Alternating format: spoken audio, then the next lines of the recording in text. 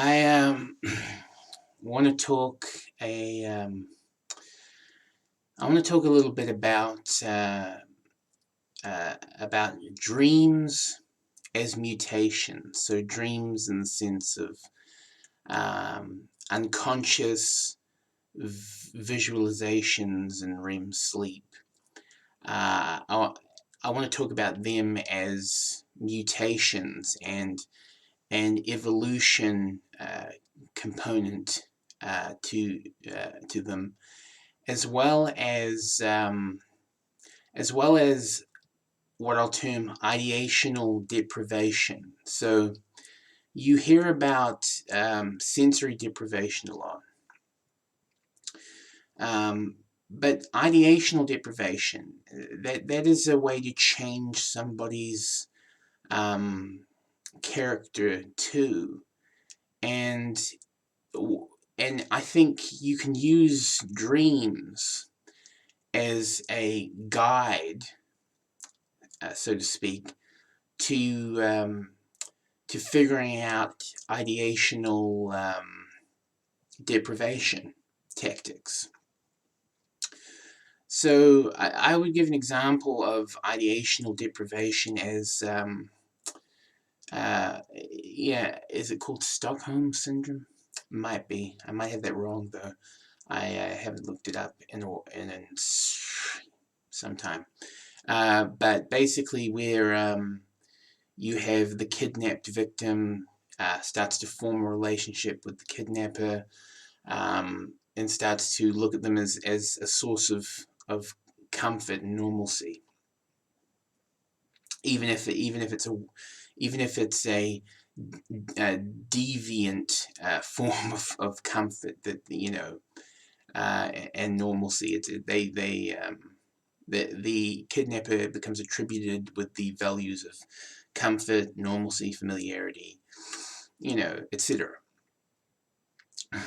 So that may, if I'm remembering correctly, maybe that's Stockholm Syndrome, but maybe it's not. Maybe maybe it's something else that I've forgotten the term.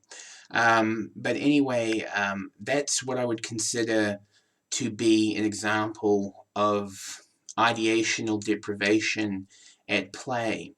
Ideational deprivation is it's basically you're changing the across time perspective of the person, right? So people have ideation, which I would also term across time perception, and what goes into making an ideology or a philosophy is perspective. So it's sort of like a cemented perception, a sort of like a pathway of perception, so to speak, that is founded on perception plus other things like morals, ethics, consensus sharing view, right? So anyway, ideational deprivation, it would work something like this is how I'm thinking of it at the moment, right? You would you'd basically change the person's environment for ideational perception. So for a cross-time perception, you change the person's environment, and you do that for an extended period of time. The person then their ideational perspective would change. So that pathway of ideational perception would, a new pathway would be carved, because you've completely transported the person from their ideational familiarity into uncharted ideational territory, and the person has to they have to adapt. So it's just like with sensory deprivation, a person is forced to adapt in certain ways, right? They're that adaptive component in an individual is triggered, and they have to make some sacrifices in this, in the sense of changing, and making augmentations, not augmentations, but like they have to change things that they were doing, and outlook. Things have to change with sensory deprivation, but with ideational deprivation, things also have to change, and you're triggering the adaptivity of a human being when you're doing either sensory deprivation or ideational deprivation. But the thing about ideational deprivation is that what you're trying to get at, and this is where the dreams come in, the dreams being mutations, what you're trying to get at is the unconscious of the individual, and you're trying to trigger a mutation of their unconscious mind in their dreams. And so if the way emotions work is we don't actually have emotions. People don't actually have emotions. We have emotional sensitivities, which are sensitive to emotional stimulants. And so emotional stimulants are actually external stimulations. So they're outside of us, and then we are triggered at our sensitivities, right? So everybody has a psychological as well as a physiological hierarchy of sensitivities, which is unique to them as an individual. Now there may be some overlay with other individuals, but it's few and far between, so that's really irrelevant to mention. I don't know why I did, but anyway, there's a hierarchy of psychological sensitivities, which are the sensitivities triggered by emotional stimulants. And so, anyway,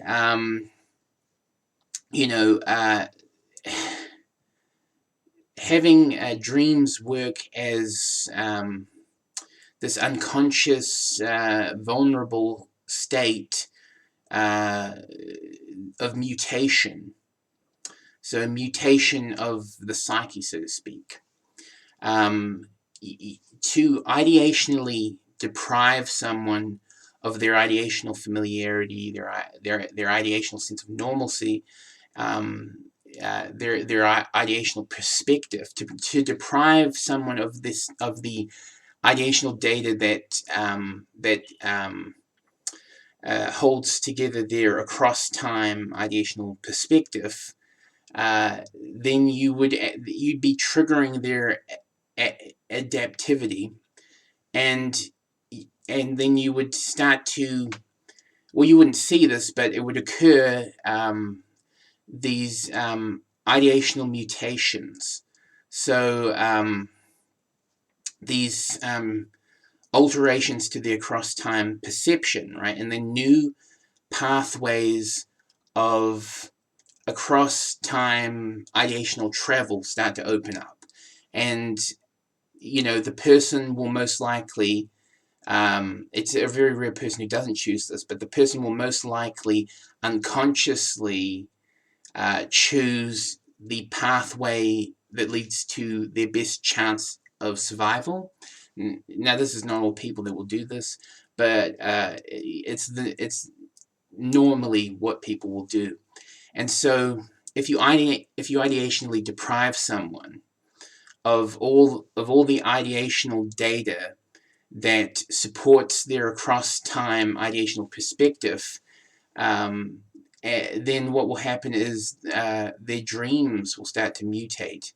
The new pathways will open up, and suddenly, there's probably going to be a pathway that leads to a better chance of survival than them holding their own ideational perspective that they came with, right? So that they began with. So that would change, right? If you think about hypnosis, this is a way, this sort of plays into hypnosis. Hypnosis, the power of suggestion. Now, if you suggest something to someone, in a lot of subtle ways, coming at them from a lot of, different angles, gradually, it can have some effect. It can cause some dream mutation. Um, but the quickest way to a result, the quickest way to dream mutation is ideational deprivation. And that can happen in a number of ways. That can happen unexpectedly, and somebody does it to themselves. I mean, if somebody is goes on an airplane, and then the plane crashes and they're on a deserted island and they don't know anybody, and then immediately they have they've taken themselves out of their out of the out of most of their ideational perspective. I mean, they might still have some items with them, personal items that might hold some ideational value to them, but you've actually, they've actually, uh, they've fell and crashed into a position that has destroyed a lot of the substantive reality that would have held ideational value for them. So that would have been that would have worked as like a support for their ideational perspective, and so they'd be more vulnerable to ideational deprivation. And that's usually what happens. I mean, you think about, there was that movie, I think it was called Alive, with these plane crash survivors, and they became, cannibals. They ate the dead members of the flight, right? It could, your values, your whole values that are across time values. So, like traditions you were raised on, like traditional values you were raised on, they can change if you undergo ideational deprivation. They can change. They can change, like the fire the fire of your beliefs that you think are so strong, your convictions. They can immediately go out, right? That fire can immediately go out given a particular situation that puts you in a state of ideational deprivation. And if you're in that state for too long, that fire inevitably goes out. And so, and then begins dream mutation. And so the dreams you will be having will be preparing you for, most likely, in most cases, for your best shot, your best chance at survival. And so, with those passengers portrayed in that movie Alive, if that's the title, if I'm remembering correctly, the best shot at survival for them was to become cannibals. Things change, and we, as like in the first world with a comfy seat to sit on, we can look at that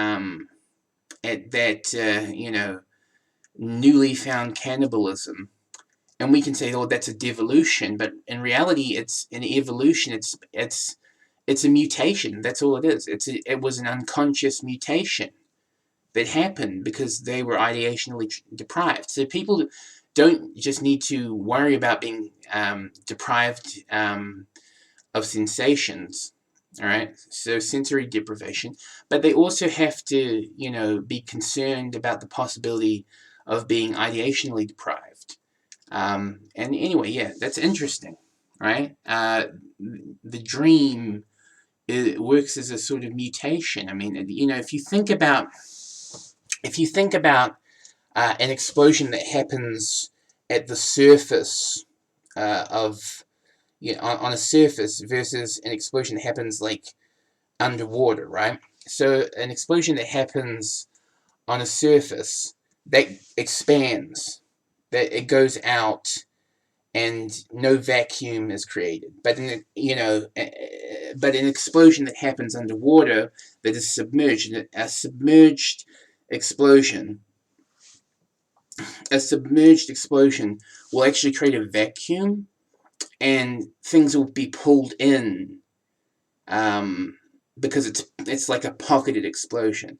So things will be pulled in, and that creates a perfect like pocket of mutation. And so the dream is sort of like that. The dream, is it's pulling all of these perceptions in, and like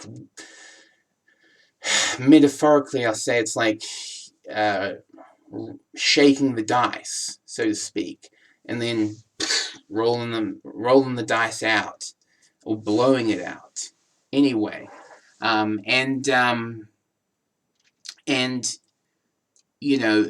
where the dice land, that's your path, your perceptive pathway that leads, most likely for most people, right, to the best chance of survival. Um, anyway, yeah.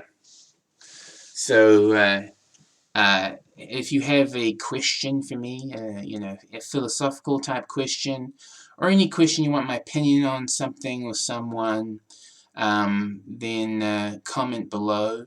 Have a good day. Peace. Meow.